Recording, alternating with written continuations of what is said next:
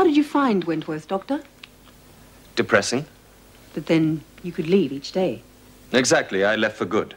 I wish you hadn't. Well, I'm sorry. They still haven't found a replacement for you. No, well, that doesn't surprise me. Why is that? Because altruism is one thing and self-immolation is quite another. Oh, aren't you being a little melodramatic? Yes, I suppose I am. You wouldn't reconsider, would you? Is that why you came here today? I mean, is that why you're here? Well, yes, of course. Why else did you think? Well, I thought...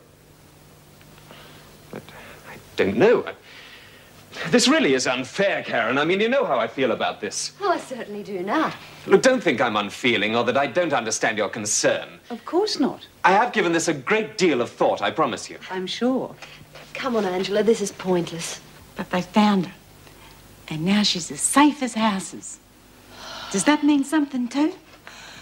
You bet your life, sweetheart. That means my boys found the Buchanan bitch. Don't get sucked in, old boy. All that perfume, nice legs. Believe me, she's as hard as the proverbial. Believe me, ruthless. Stop at nothing to help the downtrodden. All that bullshit nonsense. Yes, there was perfume, and, oh, she certainly is very attractive. Certainly that. Exceptional for a pinko. Pity that. What, a loss to our side, do you mean? That, too. But I was thinking of the other thing. The other? Oh, I mean, you know, she's gay.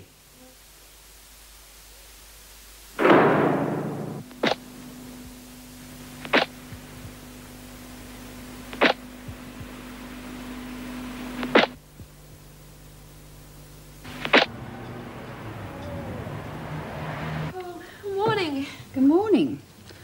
The coffee's still hot. I don't think I'll go to uni today. That is, if you don't mind. Well, it's not up to me. I'd have thought you'd had enough of people telling you what to do. How are your studies going? All right, I guess.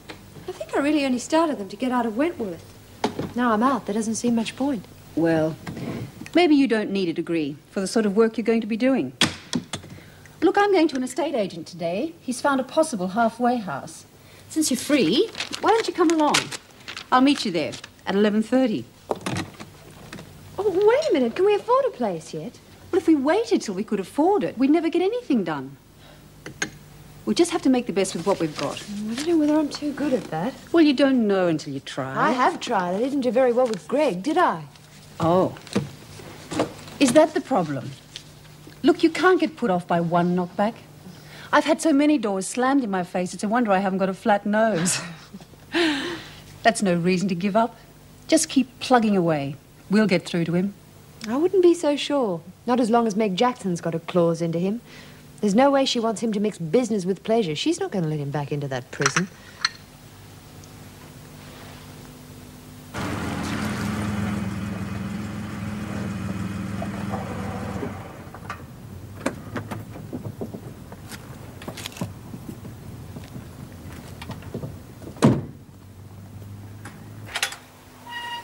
Morning, Doc. Thought you'd had enough of this place. So did I.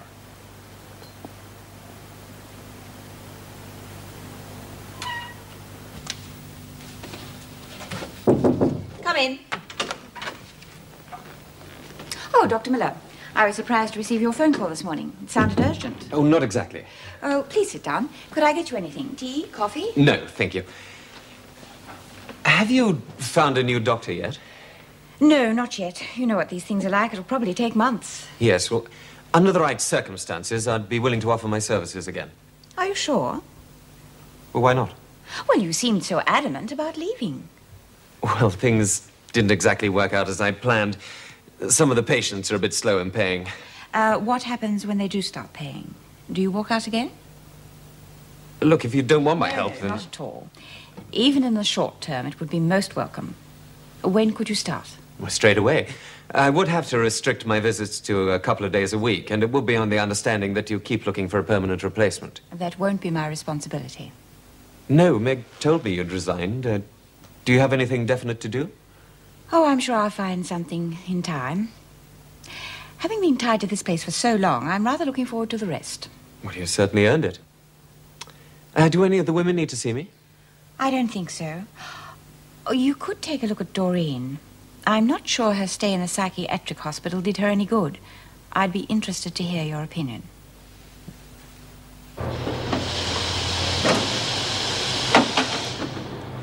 Anybody got a light? Doreen? Thought Martha always lit your fags. She's resting. Money gave her a real thump in the stomach. Oh, yeah, that's because she's so stupid she can't keep out of her own way. She was too slow, that's all. Well, I could have done it. Yes? Well, you might get your chance to find out soon. Yeah, well, I'll be ready.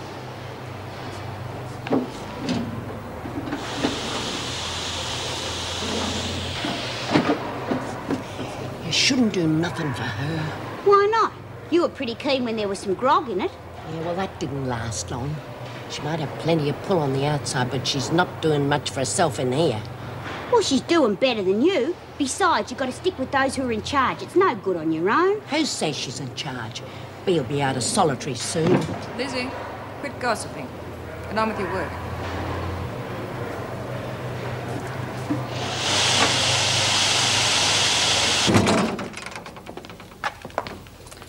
On your feet, Smith. Well, what's the matter? Don't you want to get out of here? I'm sure that could be arranged if we called the VJ back. I never should have been in here in the first place. Cause trouble, and what do you expect?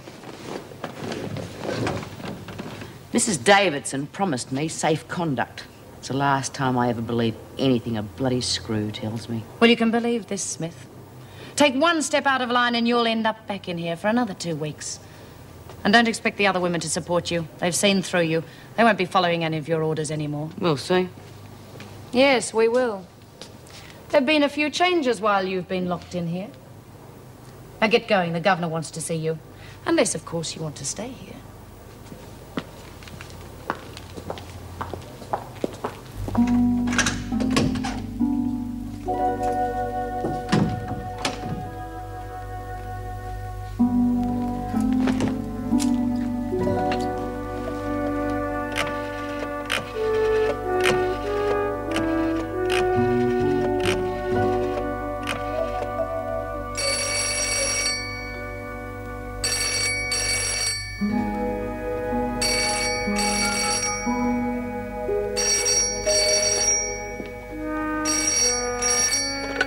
Hello, Angela Jeffrey's residence. Hello, Karen.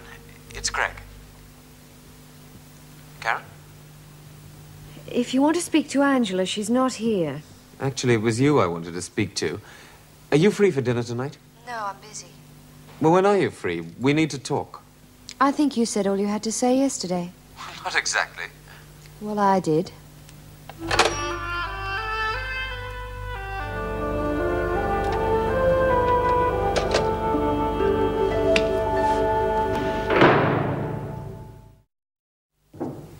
Come in. B. Smith. Show her in.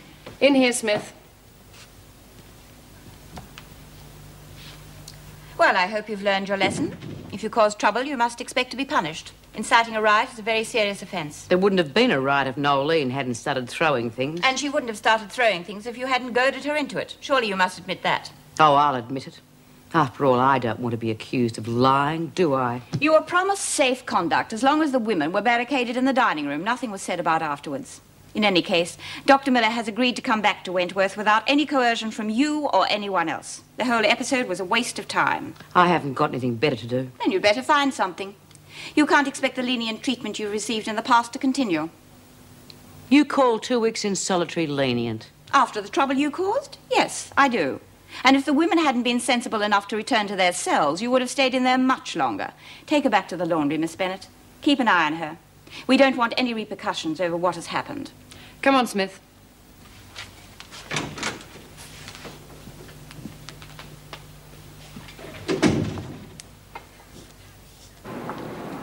McNally, put that magazine away and get on with your work. Didn't anyone tell you it was rude to shout, Vera? Funny, George always said he couldn't stand loud women. You think you're something, don't you? Well, you should get on with Smith here. She thinks she runs the place as well. No doubt you've heard of Tony McNally, Smith. What you in for? Mistaken identity. They say I knocked off some slut who was playing around with my old man. There was a witness. But they can't find her. Candy. G'day, Bea. We missed you. Get back to work, Lizzie, and that goes for the rest of you. You heard me, Anderson. But I thought Bea